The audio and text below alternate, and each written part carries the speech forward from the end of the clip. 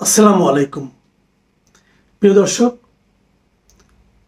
বাংলাদেশ জামায়াতে ইসলামী, এই দলটার আগের নাম ছিল জামায়াতে ইসলামী বাংলাদেশ। এরকম অনেক দলের নাম ছিল যেটার নাকি নাম শুনে মনে হতো তারা বোধহয় বাংলাদেশে একটা শাখা করেছে। সরকার আইন করেছিল, পূর্ববর্তী সরকার আইন করেছিল যে এই ধরনের দল থাকা চলবে না। আগে যেমন ছিল জামায়াতে ইসলামী বাংলাদেশ, মানে জামায়াতে ইসলামী পাকিস্তান ছিল, জামায়াতে ইসলামী হিন্দুস্তান ছিল, এরকম ইন্ডিয়া ছিল, এরকম ছিল। কমিউনিস্ট পার্টির ক্ষেত্রে এরকম ছিল। তো সেক্ষেত্রে সরকার নিয়ম করেছিল যে অন্য কোনো দেশে শাখা আছে সেরকম দল থাকা চলবে না, মানে এটা অন্য কোনো দেশের শাখা হতে পারবে না। তারা নাম চেঞ্জ করেছিল পরে যে বাংলাদেশ জামায়াতে ইসলাম। তো এই দলটা হঠাৎ করে কয়েকদিন আগে এই দলের যিনি সাধারণ মানে যিনি আমির ডক্টর শফিকুর রহমান, এই ভদ্রলোককে আমি খুবই একজন আধুনিক এবং স্মার্ট লোক হিসাবে মনে করতাম, এবং উনি বেশ ভালোই পলিটিক্যাল বক্তব্য রাখতেন। ওনার কথাবার্তাও বেশ সেন্সিবল ছিল। কিন্তু হঠাৎ করে গত সপ্তাহে ওনার একটা বক্তব্য আমাকে একটু হতচকিত করেছিল। সেটা কি, উনি বলেছিলেন যে দেশে পরীক্ষিত দেশপ্রেমিক শক্তি হচ্ছে দুটি। এই দেশে পরীক্ষিত একদম দেশপ্রেমিক, যে দেশপ্রেমিক তো অনেকে দাবি করে, কিন্তু পরীক্ষায় পাশ করা এরকম দেশপ্রেমিক শক্তি হচ্ছে দুটি। সেটা কি, একটা হলো সেনাবাহিনী, আরেকটা হলো জামায়াত ইসলাম। Very interesting. কিন্তু সেনাবাহিনীর কথা কেন বলেছেন আর জামায়াত ইসলামের কথা কেন বলেছেন? জামায়াত ইসলাম ওনার নিজের দল, সেই দলটাকে উপরে রাখতে হবে এই জন্য বলেছেন। তার সঙ্গে আবার সেনাবাহিনী জুড়ে দিলেন কেন? কারণ একটাই, সেটা হলো পেদানির ভয়। সহজ বাংলায় বললাম, শব্দটাকে কেউ ভিন্নভাবে নেবেন না। এটা হলো পেদানির ভয়। সেনাবাহিনীকে কেউ ইরিটেট করতে চায় না, সেনাবাহিনীকে কেউ বিরক্ত করতে চায় না, সেনাবাহিনীকে সবাই তেল দিয়ে চলে যে সেনাবাহিনী দেশপ্রেম। ভাই ঠিক, সেনাবাহিনী দেশপ্রেমিক অবশ্যই, পরীক্ষিত কি এদেশে কি দুইবার সেনাবাহিনী কি ক্ষমতা দখল করেনি? কি করে পরীক্ষিত হলো? এবং এরশাদ যখন সেনাবাহিনীর প্রধান হিসেবে ক্ষমতা দখল করলেন তখন এরশাদকে কিন্তু স্বৈরাচার বলা হয়েছিল, তখন তাকে দুর্নীতির মহানায়ক বলা হয়েছিল। হতে পারে পরবর্তীতে শেখ হাসিনা সরকার এসে আরো দুর্নীতি করেছে, আরো বেশি কিছু করেছে, সেটা অন্য প্রসঙ্গ, কিন্তু শুরুটা কিন্তু এরশাদের আমল দিয়ে হয়েছিল।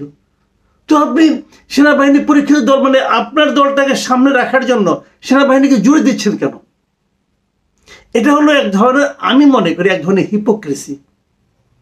আর বাদ বাকি সব দলগুলি বাতিল করে দিলেন ওনারা এবং সেনাবাহিনী, এছাড়া আর কেউ পরীক্ষিত দেশপ্রেমিক দল নয়।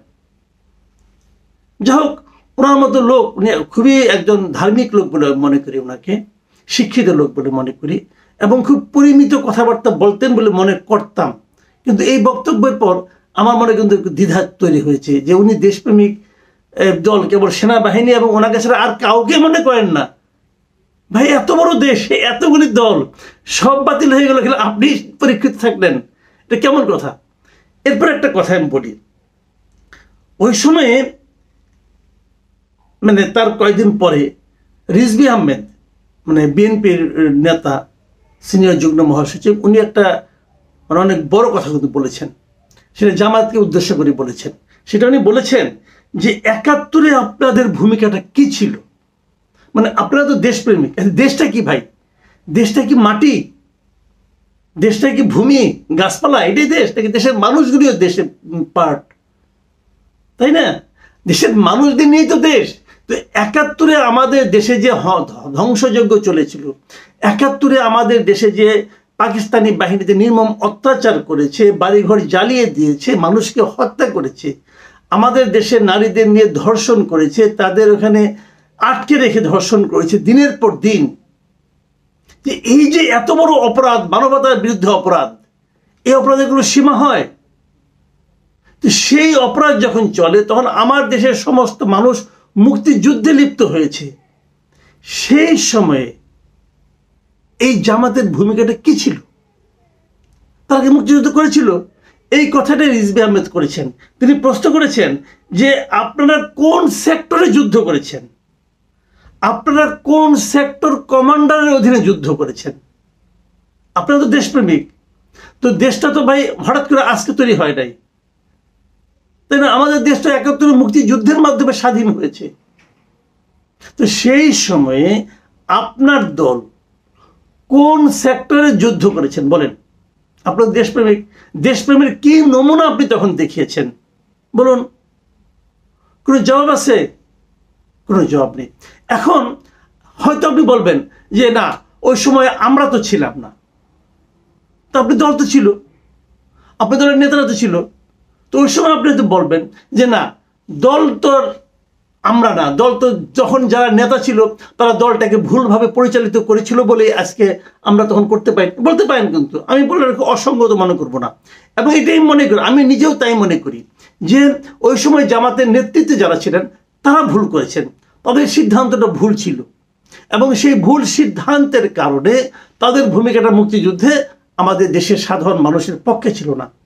তারা দেশপ্রেমিক দল হিসেবে কাজ করতে পারেননি, এটা আমি মনে করি।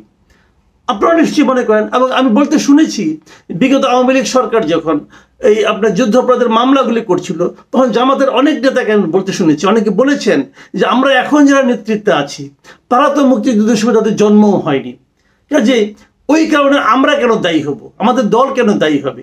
ওই সময় যারা নেতৃত্বে ছিলেন তারা দায়ী হতে পারে, এটা কিন্তু আমি অস্বীকার করি না।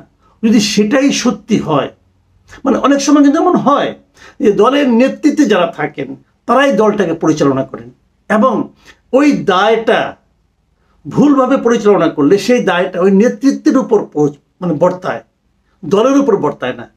কারণ দলের সাধারণ যারা কর্মী তারা তো এই কাজটা করেন না, করেন দলের নেতারা।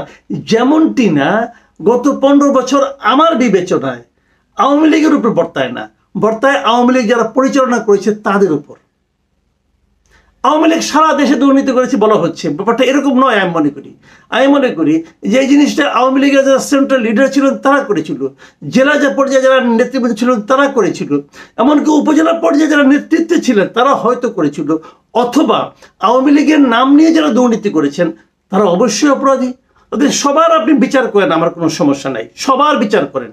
তাতে যদি আওয়ামী লীগের 80% লোকের বিচারের আওতায় আনতে হয় তবুও আনেন, সেটা আমার কোনো সমস্যা নেই।